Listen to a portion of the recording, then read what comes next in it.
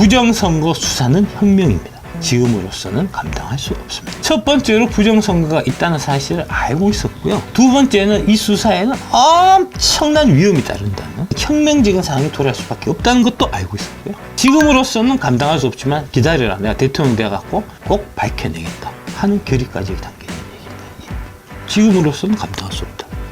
나중에 판을 만들어갖고 내가 반드시 이걸 밝혀내겠다. 오래전부터 마음속으로 모르게 부정선거 세력들이 모르게 칼을 갈아왔던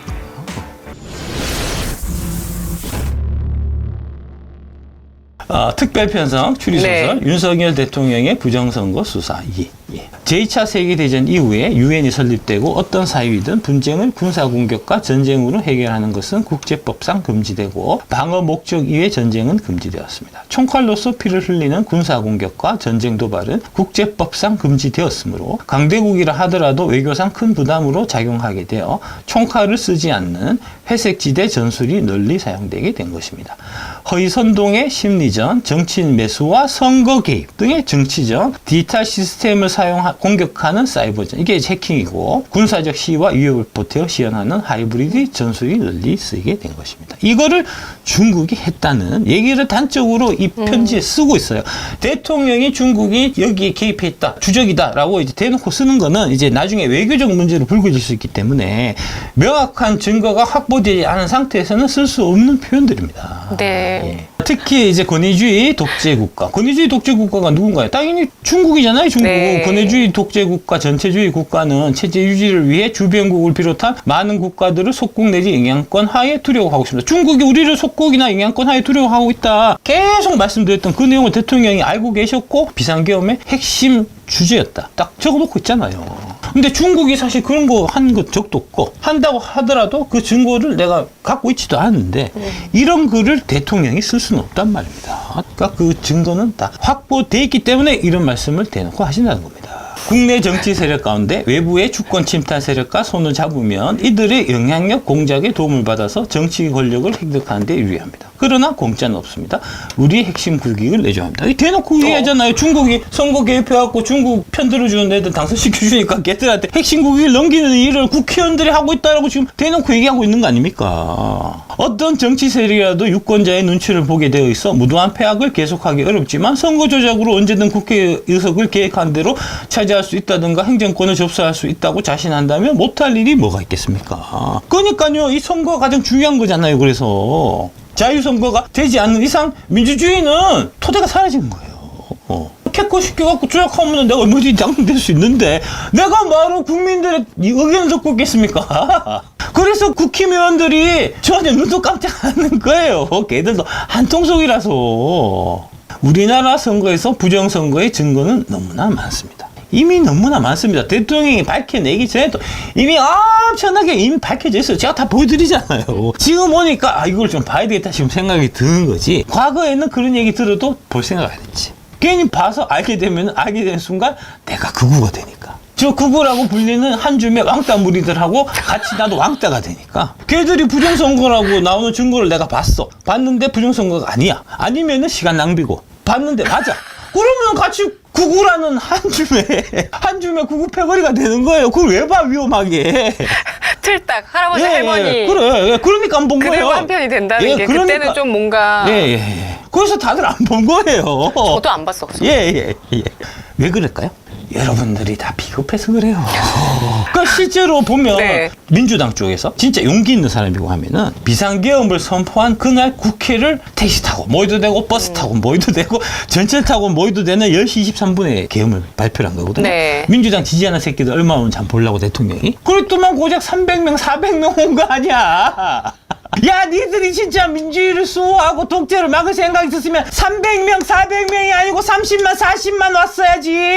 기껏해갖고 사태 다 정리되고 언론에서 막 때리고 윤석열 미친 새끼 저 내란숙 해가지고 하니까 좀 안전해졌다 라고 생각하니까 그때 여의도에 그나마 5만, 10만 모인 거 아니야. 실제로 내 목숨을 바쳐갖고 민주주의를 지키려고 생각했었으면 비상계엄을 선포해서 군인들이 여의도 국회의사당 300명, 400명 군인들이 온 그날 네가 여의도 있었어야지, 이 새끼야. 선대인 너 새끼야 그날 여의도에 왔냐고. 비상계엄한 그날 선대인 네가 여의도에 갔었냐고 이 새끼야. 여의도 국회에서는 갔었냐고. 네 회원들 다 끌고 국회에서는 갔었냐고 이 새끼야. 야 이 비겁한 새끼야.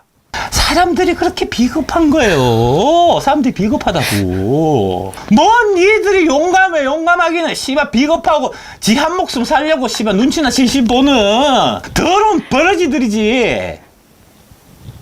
대통령이 맘만 먹었으면 군병력 몇천 명 동원해갖고 이거 장악하는 거 일도 아니야. 일부러 하는 거라고. 장난까냐? 이를 가능하게 하는 선관위의 엉터리 시스템도 다 드러났습니다. 특정인을 지목해서 부정선거를 처벌할 증거가 부족하다 하여 부정선거를 음모론으로 일축할 수 없습니다.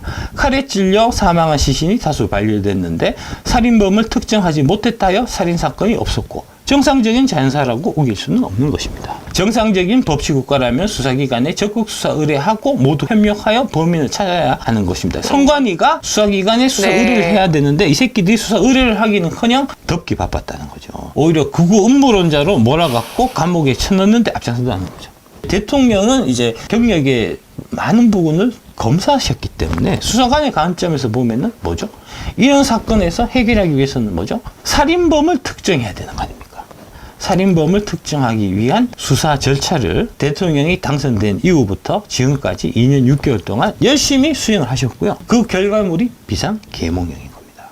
내가 26년 검사 경력의 대통령이라면 부정선거를 입증해내어서 유죄를 받아내기 위하여 어떻게 했을까? 또 여러분이 이제 입장을 바꿔갖고 윤석열 대통령 한번 비교를 해보세요. 윤석열 대통령은 26년 동안 특히 권력형 범죄 수사를 이제 하신 분이고. 그래서 전직 대통령 다 감방 모으는 걸로 유명하시잖아요. 그렇습니다. 기승전결이 다 이제 이 소설은 다 기승전결이 있는 거니까 대통령이 부정선거를 알게 된 연유. 부정선거 수사를 위한 사전준비. 4군데 선관위를 틀어서 확보한 증거. 그리고 결이 어떻게 유죄 입증을 받을 것인가. 대통령은 검사 출신이기 때문에 이게 부정선거다, 부정선거의 증거다 이게 중요한 게 아니고 부정선거가 있는 거는 다 알아요. 다 증거는 다 나왔어. 입증을 해서 걔들한테 딱 명백한 증거를 딱 들이밀어 갖고 꼼짝달싹 못하게 만드는 거는 다른 얘기란 말입니다. 훨씬 난이도가 있는 얘기라는 거죠. 대통령은 처음부터 너무나 잘 알고 있었고 2년 반의 시간에 걸쳐 갖고 이제 충분히 사전 정지를 통해 갖고 이제 마지막 결론까지 이제 다다르게 되는 이제 그렇게 되는 거죠. 첫 번째 부정선거의 존재를 알게 된 이유. 부정선거하고 이제 당연히 이제 윤석열 대통령이 이제 깊은 관련이 있을 수밖에 없었던 게 국정원 댓글 조작 사건이 이제 좀 넓은 의미로 보면은 부정선거하고 이제 같이 맞닿아 있는 거기 때문에 처음에 검사로서 자신되고 했을 때 그 일이 그 처음부터 부정선거예요. 이때의 그 유명한 사람에게 충성하지 않는다. 이때가 이제 여주지청장이었습니다. 국정감사에서 국정원 직원을 체포를 했고요. 공소차 변경 신청하는 거에 대해서 서울중앙지검장에 당연히 보고를 해야 되는데 보고 안 했다. 막 이런 식으로 국정원 수사의 외압이 심각했다라고 이제 국회에서 얘기를 했는데 그는 수사 외압의 실체를 물으면서 황교안 법무부 장관도 포함되지 않느냐의 질문에 그렇다고 본다고 대답했다는 겁니다. 박근혜 대통령 당시 법무부 장관이었던 황교안 법무부 장관이 이거에 수사 외압을 넣었던 거고요. 근데 지금 황교안 법무부 장관이 그게 부정선거에 꽂히셔갖고 가장 열렬히 주장했었던 분이고 네. 지금은 윤석열 대통령을 가장 지지하는 이제 사람 따라서 왔다 갔다 하는 사람이 아니라는 겁니다. 원래 애초부터. 예. 사람보다 어쩌면 그게 더 중요한 거 아닐까요? 중요한데 그렇게 산 사람이 잘 없죠. 대한민국에는. 선대인처럼 이제 사람 따라서 가고 이제 그런 거죠.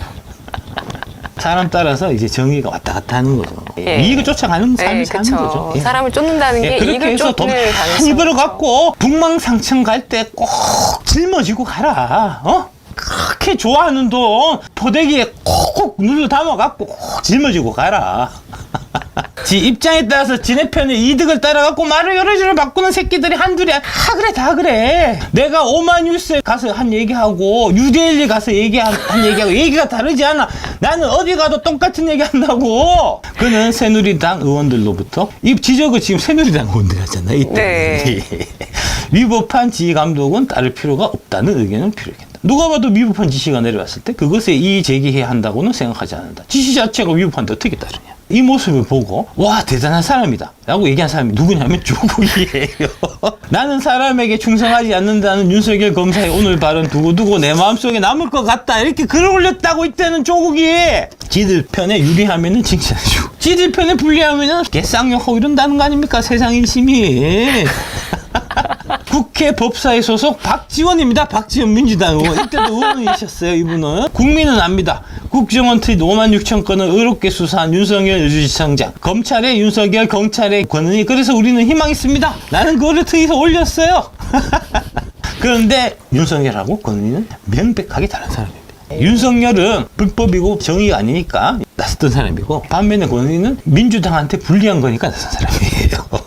이때 되게 국민적으로 인기가 있고 이래갖고 윤석열 대통령을 이제 민주당 쪽에서 이제 섭외하고 국회의원 시키려고 그렇게 적극을 많이 했었다는 거잖아요. 나는 국회의원 관심 없다. 정치에 원래부터 관심 하나도 없었던 사람이에요. 대통령도 나라가 이따구로 이 모양으로 안 썩었으면 대통령 꿈 생각도 안 했을 사람이라고. 부정선거를 제대로 수사할 수 있는 유일한 방법은 내가 대통령이 되는 길밖에 없어 라고 생각하지 않았으면 대통령 안 쓸 사람이라고. 그래 대통령이 나발이고 씨발 내가 대통령 돼갖고 이거 비상계엄 해갖고 이거 저기 선관위 한번 내가 제대로 틀어야 되겠다 이 씨발 새끼 이런 마음으로 대통령 되신 분이에요. 윤석열 대통령은 윤지청장의 경우 검찰 생활하면서 정치적인 성향을 보였던 사람은 아니지만 호방하고 분명한 성격이다. 나는 호방하진 않고요. 하지만 나는 분명하긴 해요. 나도. 나는 목에 칼이 들어와도 내가 아니라고 생각한 거는 죽어도 아니야. 차라리 목을 잘리고 말지. 난 그런 사람이거든요. 윤석열 대통령도 그 사람이에요.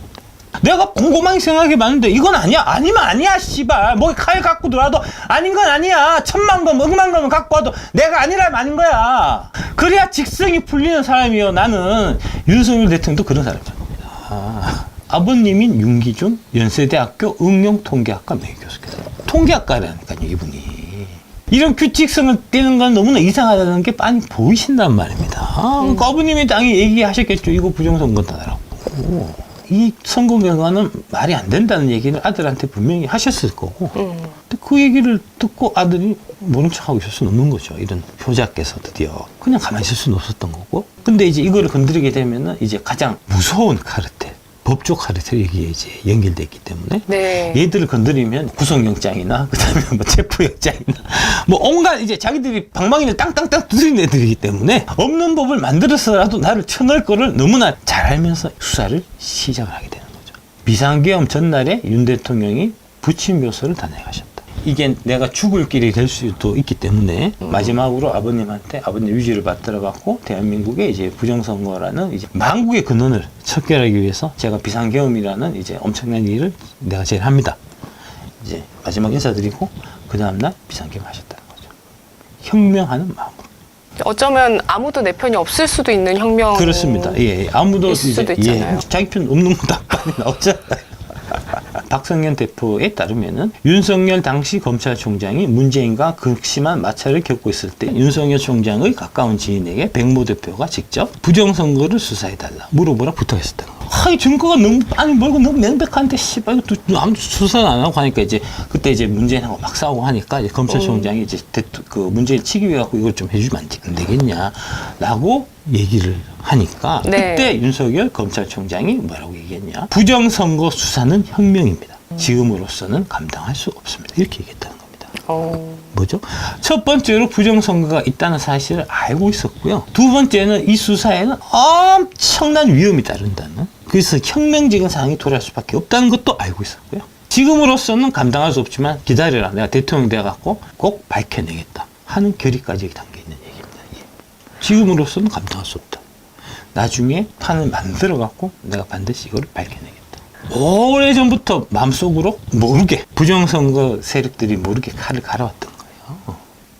이 정도면 정말 나라를 구하려고 태어나신 거 아닐까요? 예, 나라를 구하려고 태어나신 겁니다. 예. 나라를 구하려고 하늘에서 내리신 분입니다. 우리 윤석열 대통령. 0.8% 차이로 네. 야 이거 진짜 안 됐으면 다 묻히는 거야. 이재명이 대통령이었으면 나는 K 배터리 레볼루션 책 안 썼어요 진짜.